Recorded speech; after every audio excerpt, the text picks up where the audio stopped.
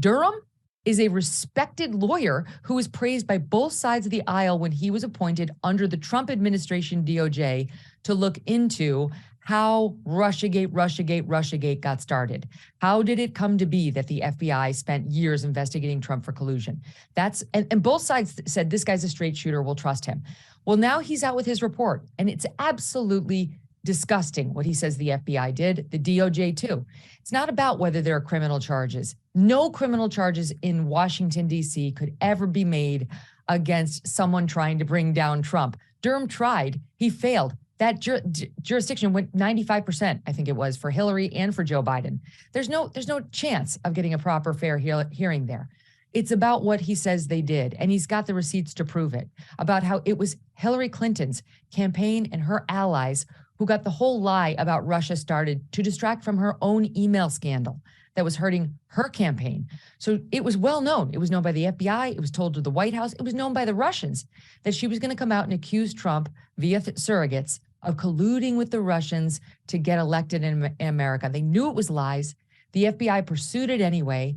Time after time, what they did was they would get nonsense fed to them by their own operatives or Hillary's operatives. They would leak it to the press. Then they would use those press reports to go into the secret court where you get surveillance warrants and say, look, it was in the Washington Post. Look at this. It's all over the media. We should definitely get a warrant to go surveil this private American citizen who we're going to accuse of being a Russian agent working for Trump. And it worked. And they knew it was baseless. That's what has been told to us today. Yes, we've heard a lot of it before, but the details are absolutely shocking, like how the infamous P tape finally got circulated, the alleged tape where Trump was said to have gone to this hotel in Moscow, presidential suite, 2 prostitutes, and had them pee on him and or a bed that Barack Obama once slept in. It was all a lie. It was all a lie. And now we know that the person who got that started was a Hillary Clinton ally who went over to the hotel, who met with the manager, who saw the presidential suite. And now we know the presidential suite never hosted a Donald Trump, ever. He went to the hotel years ago, stayed in a different hotel room altogether. This guy, Hillary Clinton's ally, came back to the States, gave this information to this guy, Danchenko, who then made sure it wound up in the Steele dossier, and it was used to hurt Trump, to get subpoenas, warrants, so on. Absolute crazy fraud was committed, and no one seems to care. They're much more interested in Giuliani's weird sex accuser.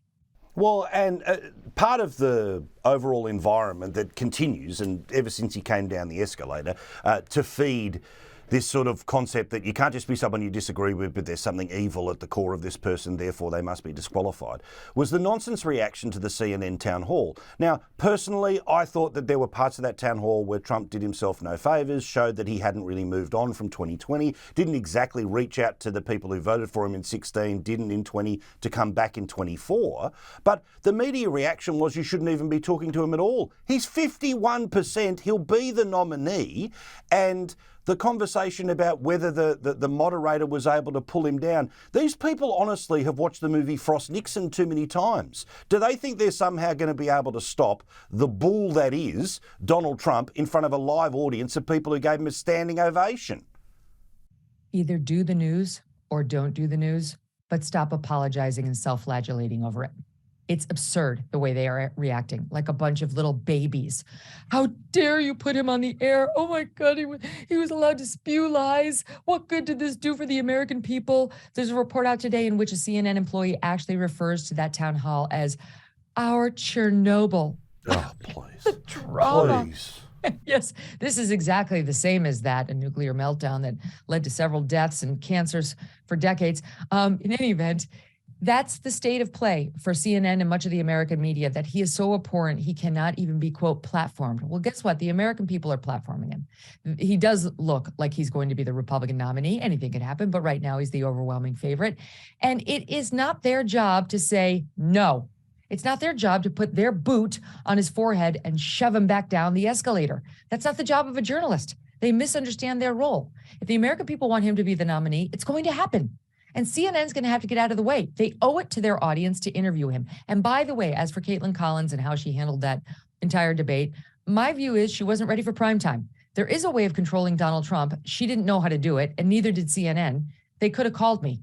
I've been through this a lot with him, and there are ways. It's not easy, but it can be done. Instead, she decided to be a little partisan fact checker to try to make herself look tough, like she knew better than Trump. And she wound up just looking partisan and small. Pro tip, little pro tip. You do not need to correct every single thing he says that you find wrong, erroneous, or false. Pick your top 4. Pick your top 5 at most. Stop nitpicking everything he says and know when to drop the argument. When the horse is dead in front of you, there's no reason to keep beating it. These journalists make a mockery out of the whole process by putting amateurs in there to do a professional's job and then crying about it for a week after actually comparing it to nuclear meltdowns.